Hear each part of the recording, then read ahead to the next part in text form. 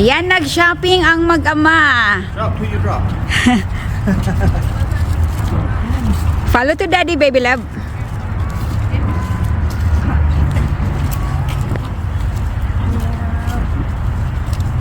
Nagkinagang ang daddy team. Nagkinagang.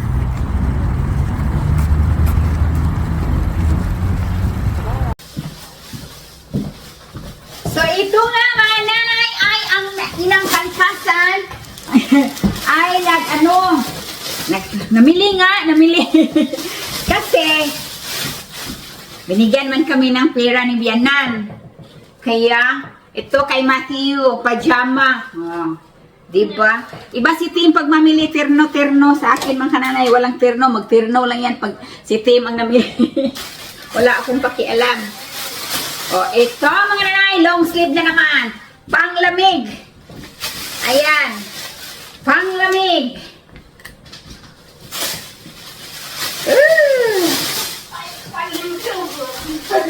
Panglamig mga nanay. O, di ba? Ito. Puro siya panglamig mga nanay, no? Ayan. Matthew. Kiss mami. I love you. Yan yung anak ko.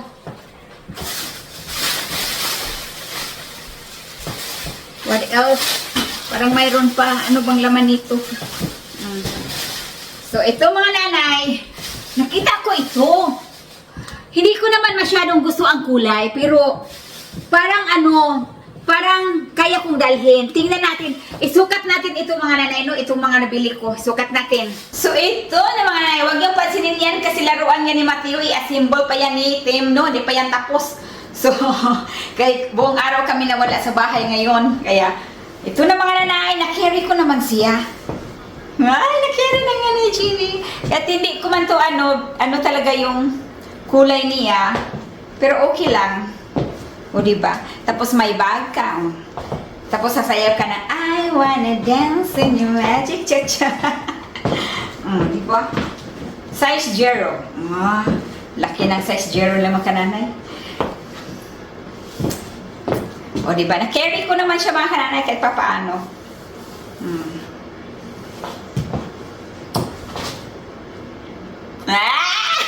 So ito, sinubukan kong lagyan siya ng jacket. At i-close natin siya. Ang jacket kasi mga kananay, ay malaki yung jacket natin. Mahaba. At kung pwede lang, hindi na talaga yan siya makita mga kananay kasi close talaga ito na jacket hanggang sa liig. The purpose, parang hindi lamigin ang ating liig. Parang guwafa pa rin.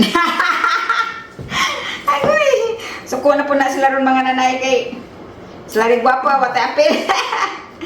Okay. Kanya niya siya, o diba? Fly me to the moon and let me sing forevermore. Init man, nainitan ako. Kasi nasa loob man tayo ng bahay. Tanggalin na lang natin ito. O diba? O diba? Kat. Saan ka yan?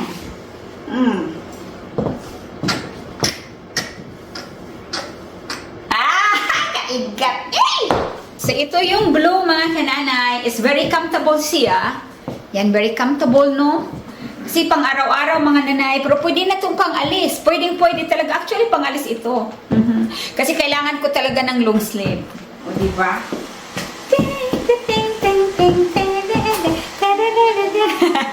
At meron talaga akong pang-ilalim mga nanay, no? Para hindi tayo kabaga ng tiyan. So, okay, next! Mga extra small daw ito. Pero mas maganda nga siya, okay na. Mas maganda nga siya mga nanay pag maluwang. Oo. Diba? Nakatabon sa ating behind. Malaki talaga mga nanay ang kanilang extra small. Malaki. Pero okay na rin. So ito, maganda ito. Mga extra small man ito mga nanay. Oy. Pero like what I said, I like maluwag mga kananay. Pero wala naman sigurong mas maliit pa sa extra small. extra small. Extra small lang ito. Pero gusto ko siya, maganda siya mga nanay. Gwapahan ko. Joke lang. Pero may naman ito mga kananay. Eh? So lahat ng long sleeve mga kananay sa ilalim ay anuhan yan siya. Patungan yan siya ng jacket. Ayan. O hindi na makita mga nanay. O diba? I wanna dance in your magic cha-cha. Ayan, o diba? Ito, hindi ko talaga naintindihan ang kanilang extra small. Parang extra large sa akin. Like what I said mga kananay, maganda po isuot ang maluwang lalo na sa taglamig.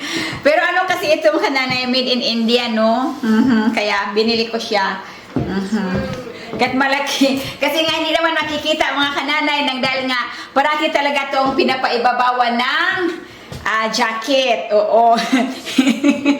Pero gusto ko lang talaga na marami akong long sleeve, parang marami akong pagpipilian. Pero maraming long sleeve mga kananay, pabalik-balik pa rin ang sinuot kasi kung alin ang unang makuha, yun na yun. O diba? Gusto ko siya ang kulay. Bagay mo sa akin itong kulay na to. Ito yung purple. Purple ba ito or violet? Timo, what color is this? I can't really see it. Is it like a purple? I don't know. Purple ata ito mga nanay, no? So, ayan. Lahat ito mga extra small. Kaya, ang iba, parang extra large sa akin. Ito, tama lang siya. I wanna dance on your magic cha-cha.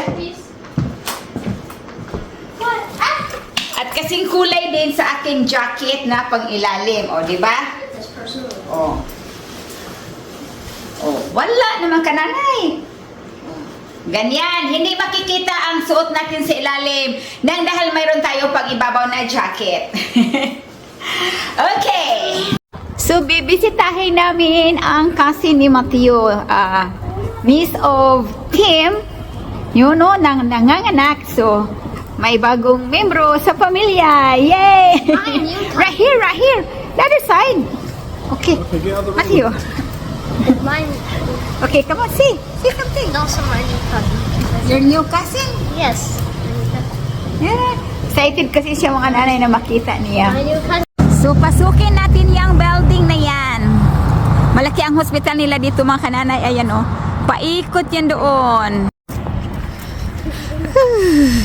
Grabe katugnaw sa among kalibutan. Ginoo ka.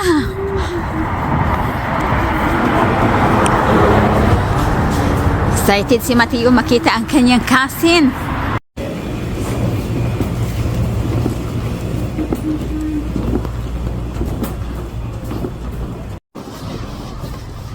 Dito kami sa information area. Magtanong. Grabe katugnaw. Grabe katugnaw. Dito ko pinanganak si Mateo sa hospital na ito mga kananay. Ayan. Mateo, come on. Daddy said this way.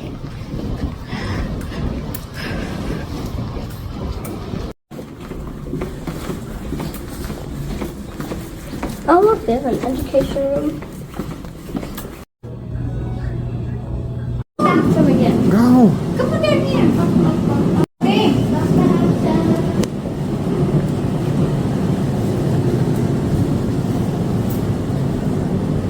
Whoopsies, I went too far. Cheese. We're here in elevator. Going down. We're going down. Kidding.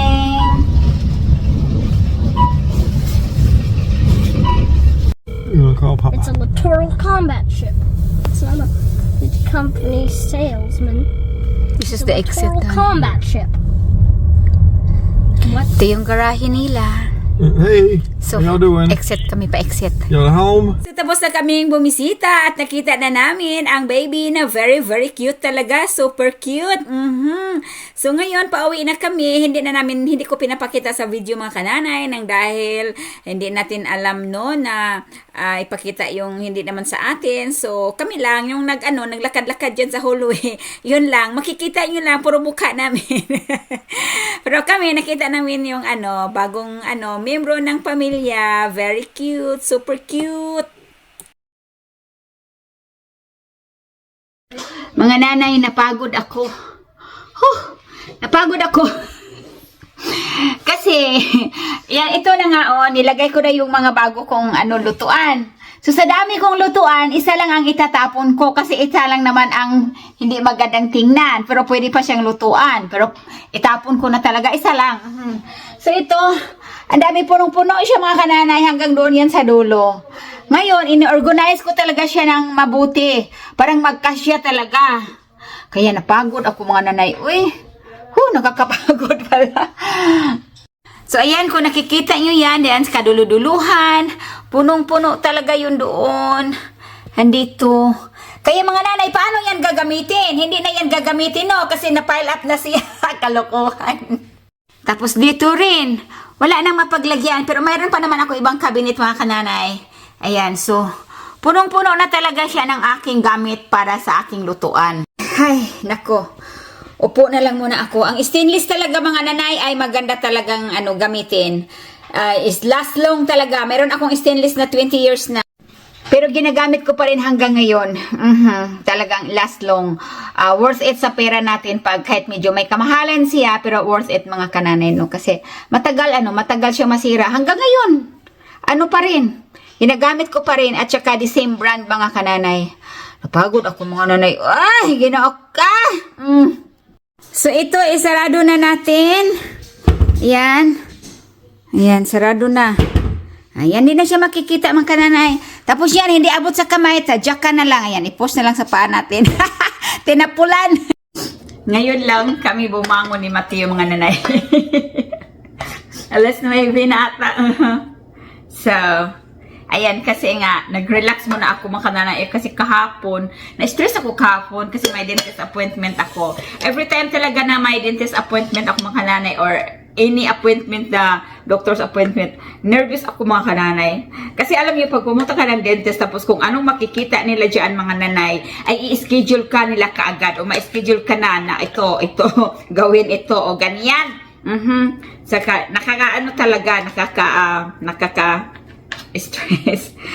So, kasi nga kapon maaga akong nagising. So, ngayon, ay nag-relax na ako mga kananay dahil nga wala ng appointment.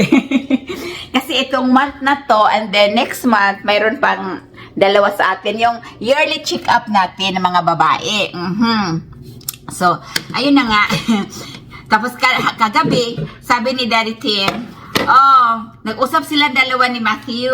Sabi ni Daddy Tim kay Matthew, bukas bigyan daw nila ako ng break na hindi daw ako magluluto kasi ilalabas daw nila ako. O, diba?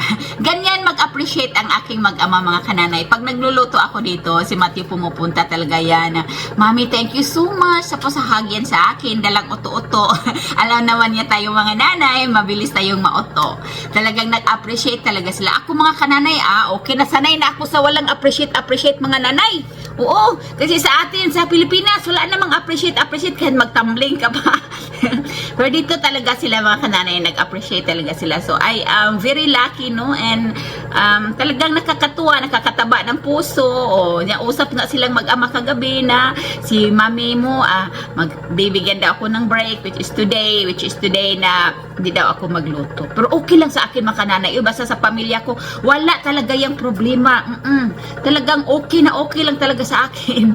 Kasi ayaw ko yung mag-ama ko magutom, lalo na yung anak ko mga kananay, napaka-importante talaga yan sa akin.